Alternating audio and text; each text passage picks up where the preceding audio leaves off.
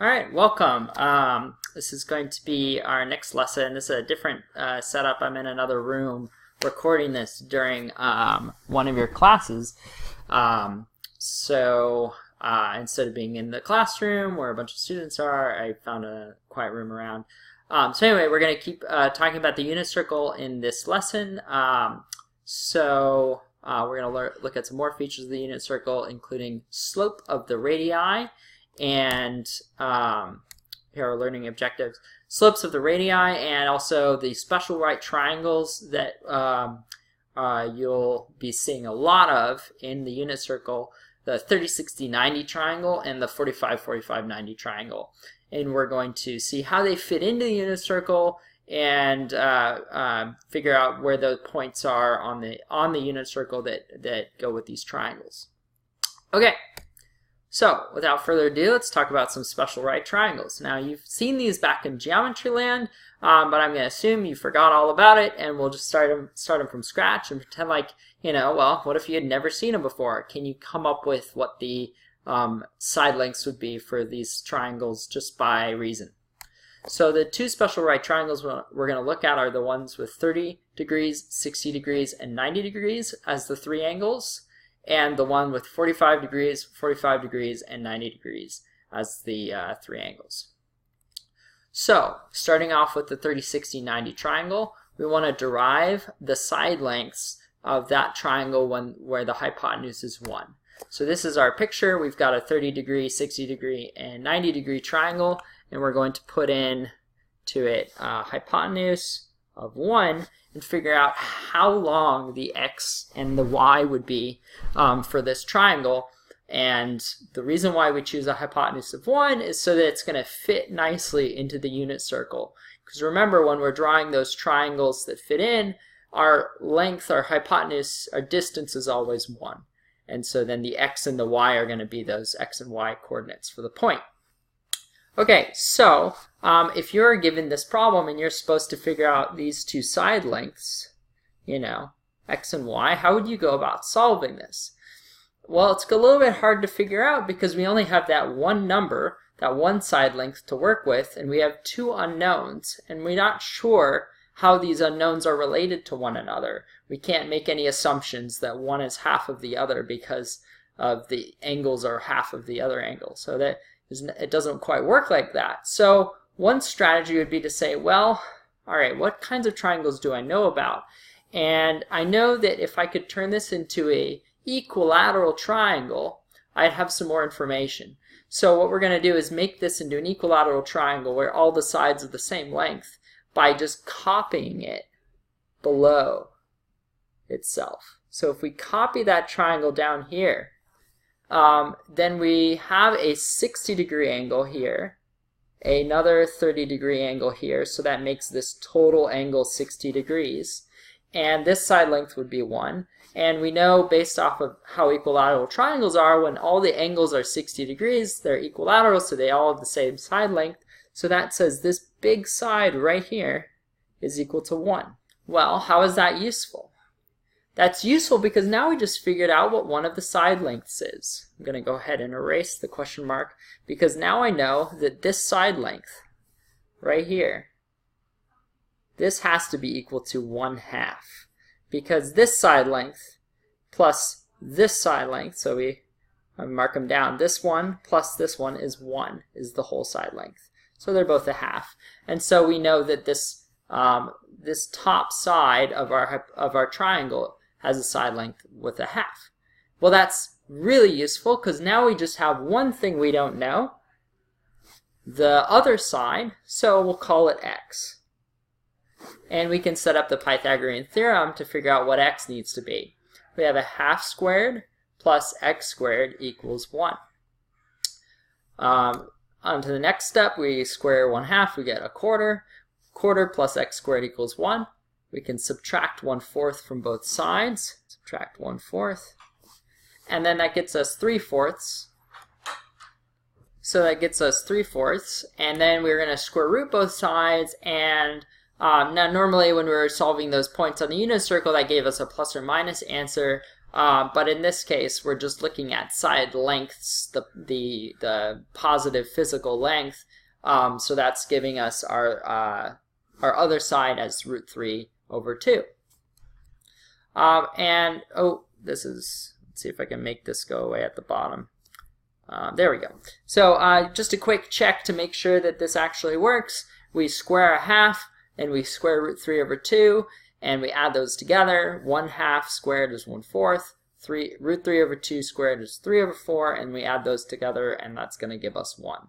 So that is a point on that's going to be a point on the unit circle, and we figured out those two sides of the right triangle. So I'll just draw it all the way out. Here we've got a right triangle, and this is 1, this is 30 degrees, this is 60 degrees, and so this is going to be a half, and this is going to be a square root of 3 over 2. And so remember that the larger length, square root 3 over 2, is opposite the larger angle, 60. So if you go across from the 60-degree angle, you're going to get the bigger side, square root of 3 over 2. And if you go across the 30-degree angle, you get the smaller side, 1/2. Okay? So that's an easy check to remind yourself about these things. So there's the 30, 60, 90 triangle. The special one is the one with hypotenuse 1, because that's going to fit into the unit circle.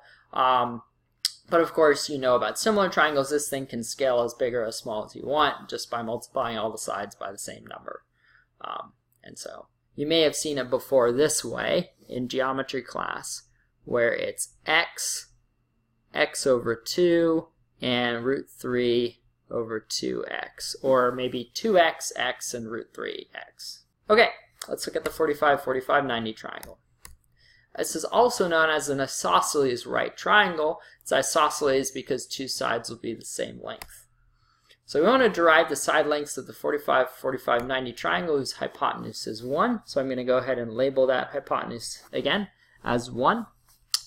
Now, I said it's isosceles, and there's a theorem in geometry that you may have learned or may remember, which is that when the angles are the same, the two base angles are the same, it's isosceles. So the sides opposite the congruent angles, 45 and 45, are going to have the same length. So these sides will be equal to each other.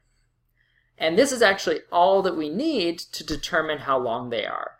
So we'll go ahead and give them values of x. Since we are unsure of what they are, but they're the same, we can call them both x. So that's going to allow us to write the Pythagorean theorem out with one variable. X squared plus x squared equals 1. Now if we just combine our x squareds, we have 2x squared, because there's an x squared and another x squared, so there's two of them. So we have 2x squared equals 1. We divide both sides by 2, and then we take the square root. And the square root of a half equals root 2 over 2. We should be now getting somewhat used to seeing the denominator rationalized. We multiply the top and bottom by root 2 over root 2. So root 2 times root 1 is going to give us root 2. And root 2 times root 2 will cancel the root and give us 2. So we usually write this as square root of 2 divided by 2 instead of root 1/2. So our two lengths then are square root 2 over 2 and square root 2 over 2. They're the same. And let's just check that that actually works. We square root 2 over 2, we square square root 2 over 2, and we square square root 2 over 2. This is going to give us 2 over 4 plus 2 over 4. And that's going to give equal 4 over 4, which is 1. So that appropriately is going to be on our unit circle. So let's see, how do these fit into the unit circle? We're going to sketch the relevant 30, 60, 90, and 45, 45, 90 triangles that can fit into this unit circle. We're going to draw 3 different triangles. Let's go with purple. So I'm going to sketch a 30-degree angle. 30-degree angle. Here's my rough estimate of 30 degrees. There's my 90-degree angle. So here we've got 30 degrees. Here we've got 60 degrees, and then 90. And so this hypotenuse is 1 because it's a it's on the unit circle, right? The radius is 1, so that hypotenuse is 1. And from earlier, we should remember what the side lengths are for the 30, 60, 90, 30, 60, 90 triangle. This side length over here is 1/2. This side length right here is square root of 3 divided by 2. And so the x and y coordinates for this point are going to be root 3 over 2. So that's one of the points on the unit circle. Let's sketch the 45, we'll sketch the other 30, 60, 90 triangle first, and then we'll look at the 45, 45, 90. So the other 30, 60, 90 triangle is the one that, let's draw the other 30, 60, 90 triangle. We're going to put the 60-degree angle now at the origin. So now we're, oops, come on. 60-degree angle is there now. I'm going to drop this side down, something like that. So now this is our 60-degree angle. I'm going to go ahead and erase a little bit of stuff. So now we've got our 60-degree angle here, 60 degrees, and 30 degrees. Okay. So again, it's a 30, 60, 90 right triangle, but it has been flipped and rotated a little bit. So our side lengths will be the same side lengths, but just on the opposite sides. So opposite the 60-degree angle is square root of 3 over 2. And opposite the 30-degree angle is 1/2. So this point up here will have the reversed x and y coordinates as the other point down there. So because we took the side that was x and we made it into the y, and we took the side that was y and made it into the x by just moving that angle to moving that triangle around. So those are our 2 points that are relevant to those 30, 60, 90 triangles. They have the same values, but the x's and y's are flipped around. Okay, let's fit in the 45, 45, 90 triangle. We'll fit it in, we'll use the color green to make it stand out a little bit. And I'm going to erase this angle down here now. Here's my 45, 45, 90 triangle. So now we have a 45-degree angle in the corner, and this is another 45-degree angle up here. And again, our hypotenuse is 1. So from earlier, remember that the two side lengths were square root of 2 over 2. So we can then label this point square root 2 over 2, square root 2 over 2. So it's going to have the same x and y coordinates, and this would be on the line y equals x. So this is a point. This radius has slope of 1. So it's root 2 over 2. So this side length is square root of 2 over 2. Okay, so we have those two triangles, 30, 60, 90, and 45, 45, 90 triangles, and we fit them into the first quadrant of the unit circle. We did the 30, 60, 90 triangle twice, once with the 30-degree angle at the origin, once with the 60-degree angle at the origin, and we put the 45, 45, 90 triangle in there once because it only fits in once. If you switch it around, you get the same triangle. Super. So those are those special triangles, special right triangles in the unit circle. Okay, so now we'll talk about the slopes of radii.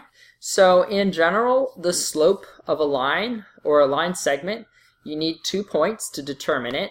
And remember that the slope is the change in the y values divided by the change in the x values. And so if you've got some line or line segment, you just need 2 points on it to compute the slope. You subtract y's and you subtract x's. So every radius is going to contain the origin, 0, 0. So I'm going to label that. So it's going to, oops, that's white. It's going to contain the origin, 0, 0. And so we know one of those 2 points. And we're going to say, suppose it contains this other point on the unit circle we'll call xy. So if it contains xy, then that means that what would our slope be?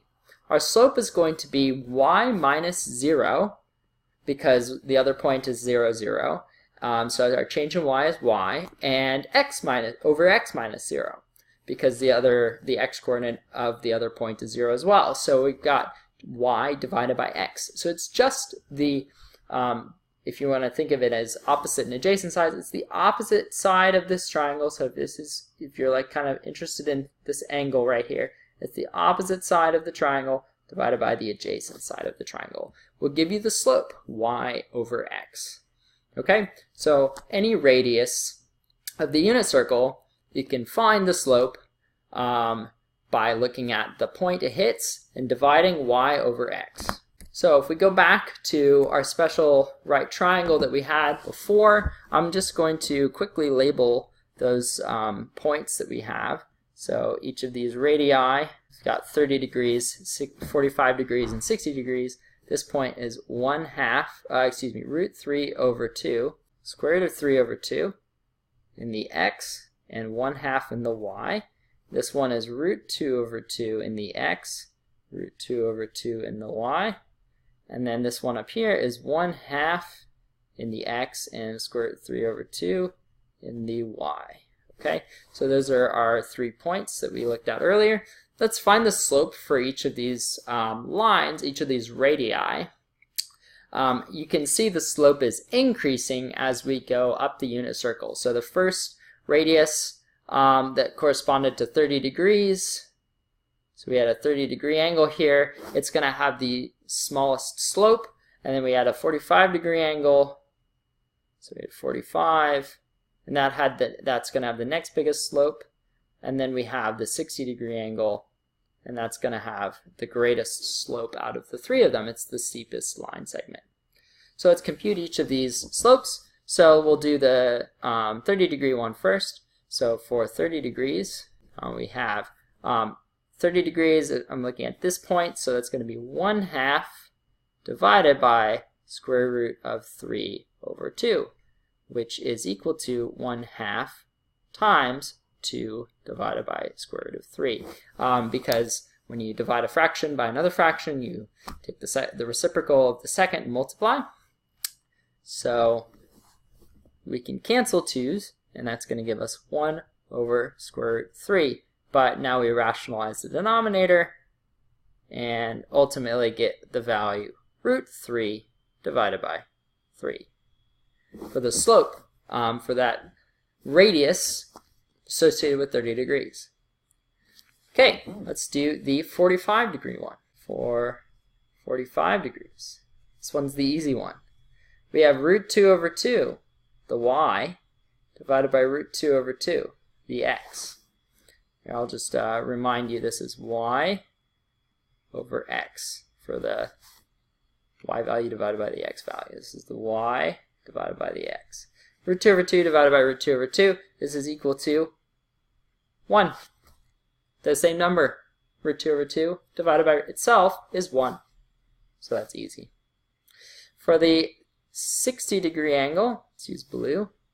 For 60 degrees, we're going to have our y divided by our x. This is slope. We've got root 3 over 2 divided by 1/2, which is the same as square root of 3 over 2 times 2 over 1, which is square root of 3. So that's the last one, because those 2's will cancel. And so we can find the slopes of each of these lines. This is a slope of square root of 3. Then we have a slope of, I'm not going to use, I'll just use blue for all of them. This is a slope of 1, and that makes sense. 45-degree angle, it's going up at a rate of 1. And then we've got a slope of square root 3 divided by 3 for the 30-degree angle. So each of those slopes we've computed. All right, that's it in this lesson. Next time, we're going to look at radians, which is another angle that's used for describing, another unit, excuse me, for describing angles. And it's in terms of fractions of arc length. So we're going to learn about what arc length is and cut it up into fractions. And from that, we'll discover what radians are. So without further ado, I'll see you guys next time.